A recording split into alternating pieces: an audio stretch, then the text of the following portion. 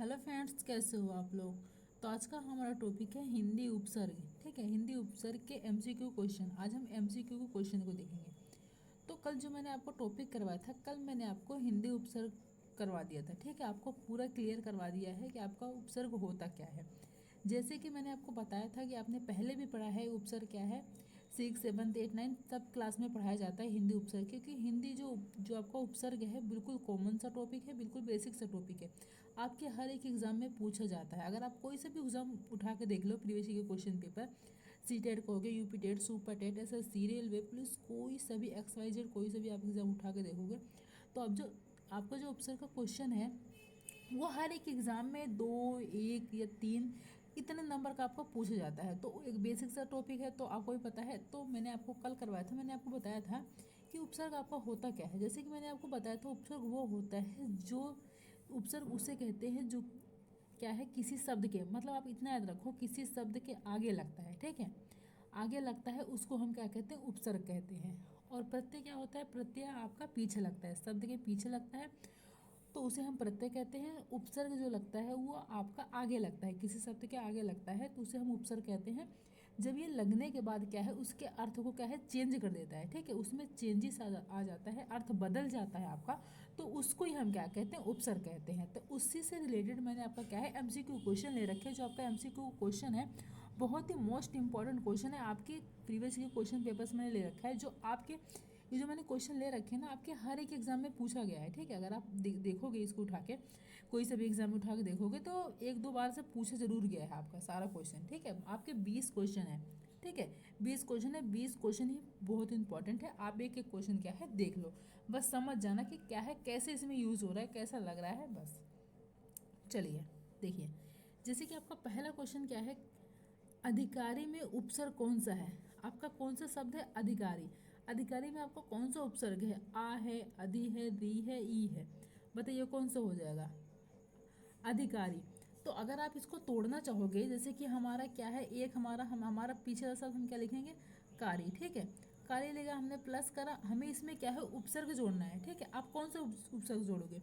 अगर आपने यहाँ पर ई जोड़ा, इकारी हुआ, नहीं हुआ, तो हमारा यहाँ पे क्या जुड़ेगा, आपका यहाँ पे जुड़ेगा, यहाँ पे आपका जुड़ेगा अधि। ठीक है, क्या हो गया आपका, अधि। अधि कार्य का मतलब एक, जहाँ पर आप इसको अगर तोड़ोगे इसको, तो कार्य का मतलब आपका अलग निकल के आ रहा है ना। ठीक है, इसका अर्थ अलग निकलेगा, लेकिन जब हमने इसमें अधि उपसर्ग जोड़ दिया, तो आपका क्या बन गया, अधिकारी। ठीक है, अधिकारी हो गए, तो इसका अर्थ में क्या है, चेंजेस हो गया है, अर्थ आपका चेंज हो गया, तो आपका क्या हो गया, अधिकारी हो गया। तो अधिकारी में आपका क्या है, अधि उपसर्ग है। ये तो मतलब इसको देखने से पता चल रहा है कि इसमें क्या है, आएगा आपका अधि आएगा। ठीक है, चलिए सेकंड क्वेश्चन देखिए। सेकंड क्वेश्चन है आपका, निम्नलिखित में से किस शब्द में आ उपसर्ग नहीं लगा है। इसमें क्या बताना है, आपका नेगेटिव क्वेश्चन है कि किसमें आ उपसर्ग नहीं लगा है। तो मतलब 3 में आपके लगे होंगे आ उपसर्ग और बाकी में नहीं लगे होंगे। आ कथक, अगर आप इसे लिखना चाहोगे तो देखो, आ प्लस कथ। ठीक है, तो आपका क्या हो जाएगा, आ कथक। कथ का मतलब है, और इसमें हमने आ उपसर्ग जोड़ा, तो हमारा क्या हो गया, आ कथक हो गया। ठीक है, इसमें तो आपका लगा है अवेद। आ हमने जोड़ा, फिर प्लस करा, फिर भेद। भेद का भी आपका मतलब होता है। ठीक है, आपको ये भी याद रखना है, जो आप पीछे वाले शब्द हैं इसके कुछ ना कुछ मतलब निकल रहे हों। अगर जैसे कि आपने पीछे वाले शब्द ले लिए, पीछे वाले शब्द के मतलब नहीं निकल रहे हैं, ठीक है, आपने उसमें उपसर्ग जोड़ दिया, तो उसको बाद में अर्थ चेंज होगा, मतलब निकलेगा नहीं। इसके भी आपके कुछ ना कुछ मतलब होने चाहिए। ठीक है, भेद का आपका मतलब है, ठीक है, आपने छोड़ा तो क्या हो गया, अभेद हो गया। अचूक, अचूक अगर आप देखना चाहोगे, अचूक, चूक का मतलब अगर आप देखो, चूक का मतलब अगर कहोगे, चूक का भी मतलब निकल रहा है, तो हमने इसमें आ जोड़ा, तो हमारा क्या हो गया, अचूक हो गया। तो ये भी आपका इसमें आ उपसर्ग जुड़ा है। अनुज, अनुज, अनुज तो आपका मतलब हो रहा है। ठीक है, अनुज का एक मतलब है, लेकिन अगर आप इसको लिखोगे नुज, ठीक है, नुज लिखा, फिर इसमें आ। ठीक है, अब आप बताओ इसमें नुज का क्या मतलब है। नुज का आपका मतलब है, कथ का भी मतलब होगा, भेद का भी मतलब होगा, चूक का भी मतलब होगा, लेकिन जो आपका नुज है, नुज का मतलब निकलता, कोई मतलब नहीं निकल रहा, तो इसमें आपका आ नहीं जुड़ा है। तो आपका कौन सा हो जाएगा, आपका डी ही आपका राइट आंसर हो जाएगा। क्यों, इसमें क्या पूछा था, आ उपसर्ग नहीं लगा है, तो डी में आपका उपसर्ग नहीं लगा है, डी आपका राइट आंसर हो जाएगा। थर्ड क्वेश्चन देखिए, थर्ड क्या है, उपसर्ग क्या है। उपसर्ग जो किसी शब्द के बाद जुड़ता है, नहीं, अभी मैंने आपको बताया था जो शब्द के बाद जुड़ता है वो आपका क्या होता है, वो आपका होता है प्रत्यय। ठीक है, क्या होता है आपका प्रत्यय होता है, सॉरी आपका क्या होता है प्रत्यय होता है, ऐसा लिखते हैं प्रत्यय। ठीक है, आपका प्रत्यय होता है। जो किसी शब्द के बीच जुड़ता है, बीच नहीं जुड़ेगा, ये भी आपका गलत हो जाएगा। जो किसी शब्द के आगे जुड़ता है यही हो जाएगा। मैंने अभी आपको बताया था उपसर्ग वो होता है जो क्या होता है आपका किसी शब्द के आगे जुड़ता है, तो उसे हम क्या कहते हैं, उपसर्ग कहते हैं। जो किसी शब्द में नहीं जुड़ता है, देखिए तो सी आपका क्या हो जाएगा, राइट आंसर हो जाएगा।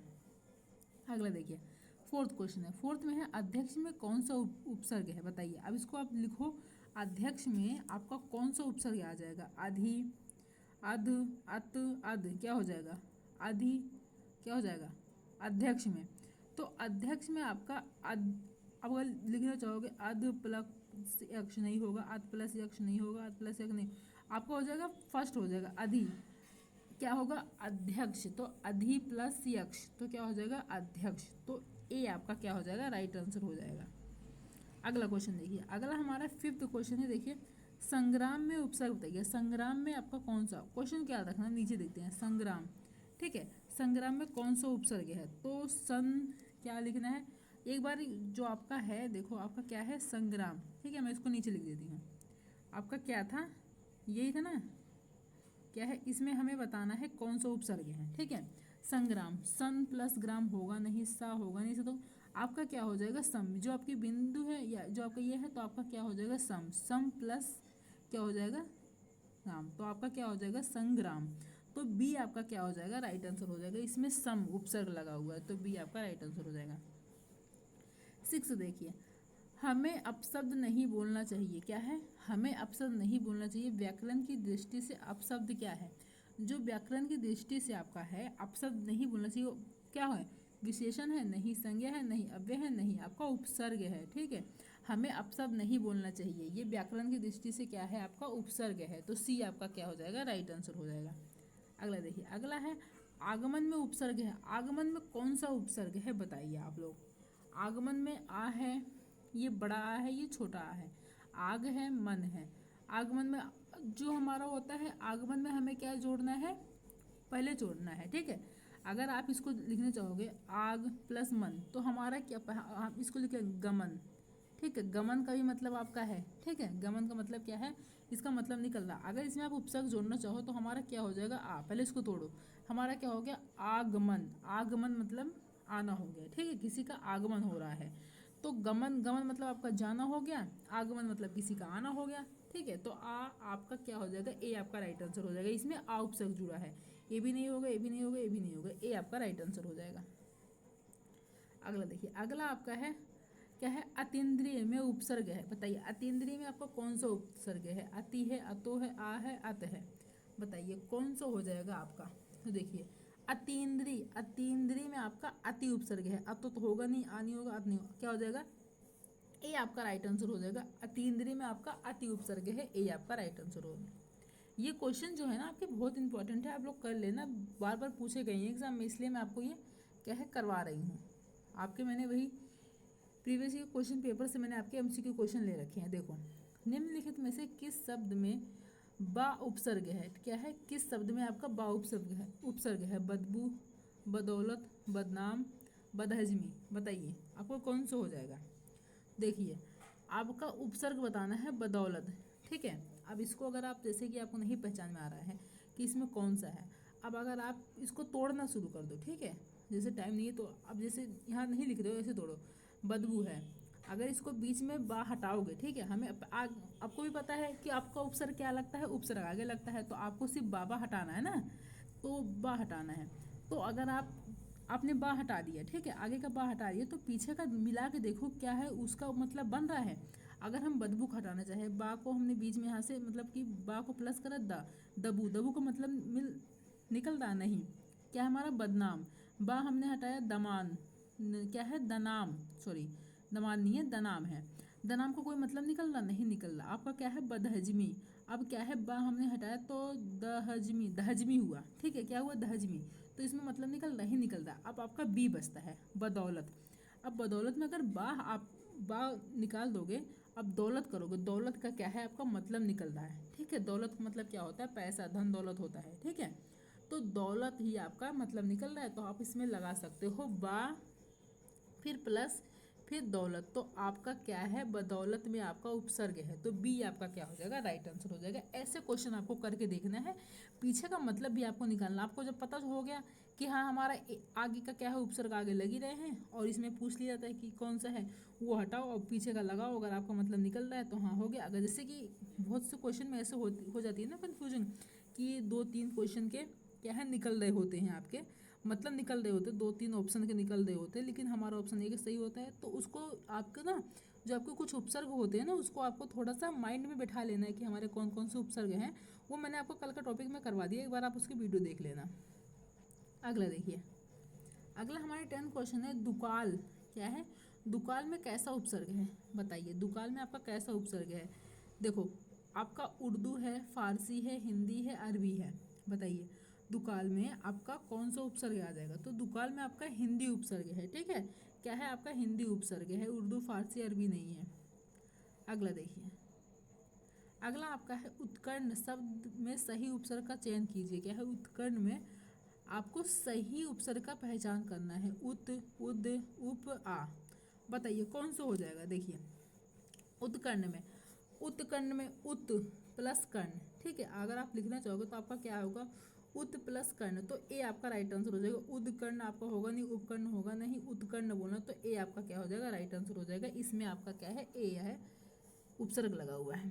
अगला देखिए, अगला आपका है सुशिक्षित शब्द में उपसर्ग क्या है, बताइए सुशिक्षित शब्द में आपको कौन सा उपसर्ग है, पर, सु, उ, सी।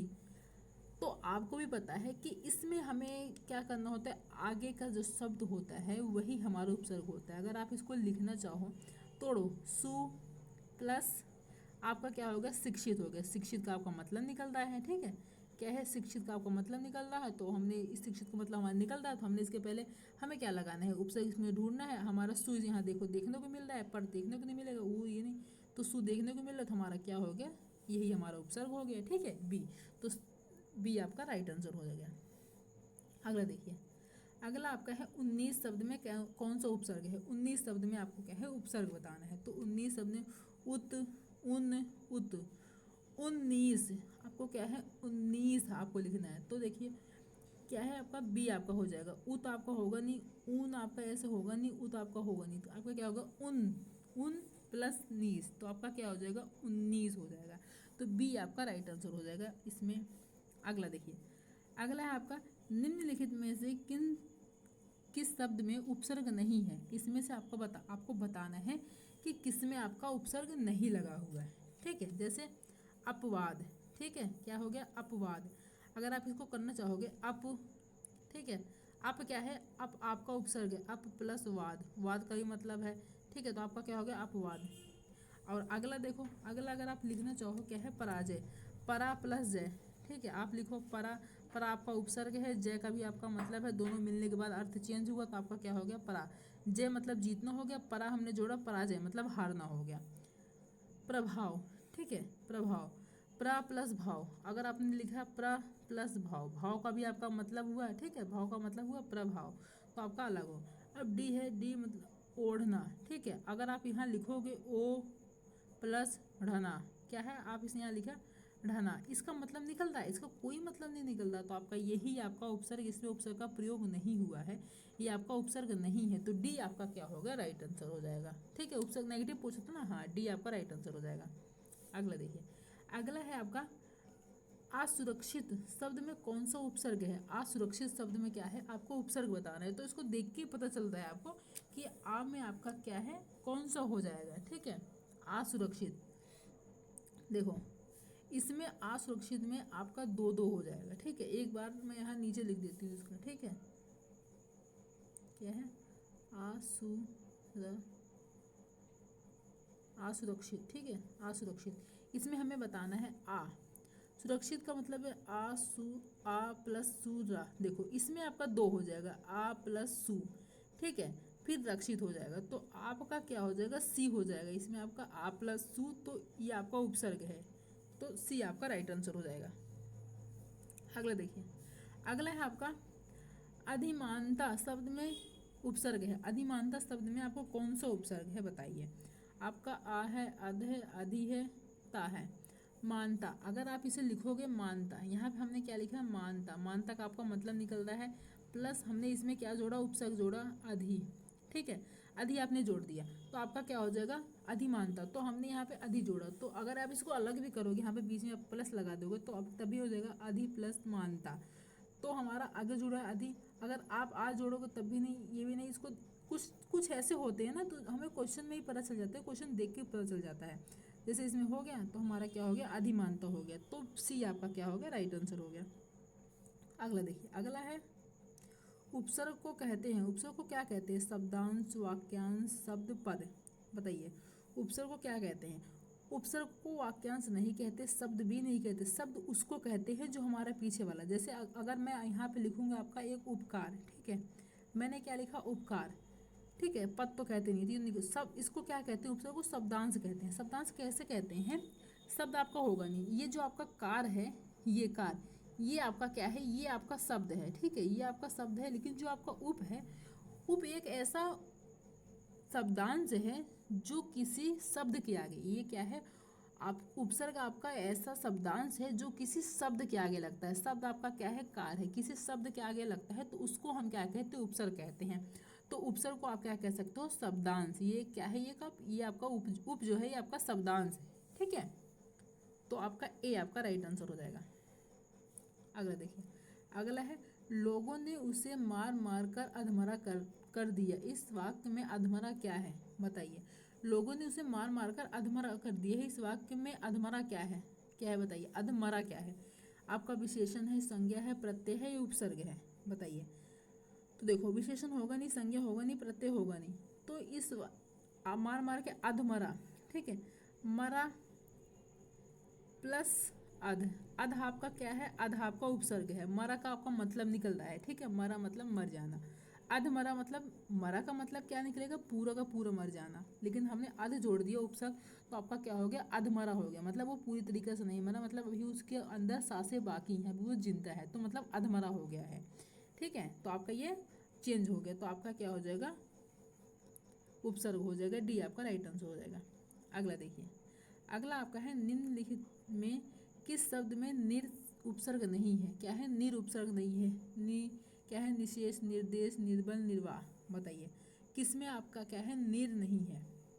देखो देख के पता चलता है आपका पहला निशेष, आपका नी नहीं है, इसमें क्या पूछा निर। आपको पहला वाला क्या है निशेष आया, इसमें क्या आ गया निर्देश, निर आ गया, निर्बल आ गया, निर्वाह आ गया। निर आपका आ रहा है तीनों में, लेकिन ए में नहीं आ रहा, तो ए आपका क्या हो जाएगा राइट आंसर हो जाएगा। अगला क्वेश्चन देखिए, अगला 20 क्वेश्चन आपका प्रतिध्वनि शब्द में कौन सा उपसर्ग है, ठीक है। आपको ऊपर दिखेगा नहीं तो यहाँ पर मैं लिख देती हूँ, क्या क्या था वो आपका प्रतिध्वनि, ठीक है, आपका क्या था प्रतिध्वनि। तो बताइए प्रतिध्वनि में आपका कौन सा उपसर्ग है, प्रति, प्र, पत, क्या है पति ध्व, कौन सा उपसर्ग है, पत दो होगा नहीं, प्रत होगा नहीं, प्र होगा नहीं, आपका प्रति है, ठीक है। आप प्रति लिखोगे, ठीक है, फिर यहाँ बीच में आप उपसर्ग ध्वनि, ध्वनि का आपका मतलब निकल रहा है, प्रति आपने उपसर्ग लगाया तो उसका अर्थ क्या है चेंज हो गया, चेंज होकर क्या हुआ प्रतिध्वनि। तो ये क्या हो जाएगा आपका राइट आंसर हो जाएगा, ठीक है। तो मैंने आपको क्या बोला था 20 क्वेश्चन मैंने आपके दिए हैं, जो मैंने आपके 20 क्वेश्चन क्या है कंप्लीट करवा दिए, ठीक है। आपके 20 क्वेश्चन थे, 20 क्वेश्चन कंप्लीट हो गए। जो सारे के सारे क्वेश्चन थे बहुत ही इंपॉर्टेंट क्वेश्चन थे, इसको आप कर लेना। कोई सा भी आप एग्जाम उठा के देखो, अगर किसी भी एग्जाम का आप प्रीवियस के क्वेश्चन पेपर उठा के देखोगे, आपको इसमें से जो क्वेश्चन मैंने करवाए हैं बहुत सारे क्वेश्चन आपको देखने को मिलेंगे, ठीक है। चलिए अभी से मैंने 20 क्वेश्चन करवा दिए, 20 और करवा दूंगी, के लिए इनफ हो जाएगा। बस आपको ये आना चाहिए, आपको क्वेश्चन को रटना नहीं है, बस आपको ये समझना है कि उपसर्ग कैसे जोड़ना है, कैसे लगाना है, हमें पहचान कैसे करनी है उपसर्ग की, बस आपको इतना पता होना चाहिए, ठीक है। चलिए वीडियो पसंद आई हो तो लाइक कर देना, सब्सक्राइब कर देना, शेयर कर देना। मिलते हैं नेक्स्ट वीडियो में, थैंक यू।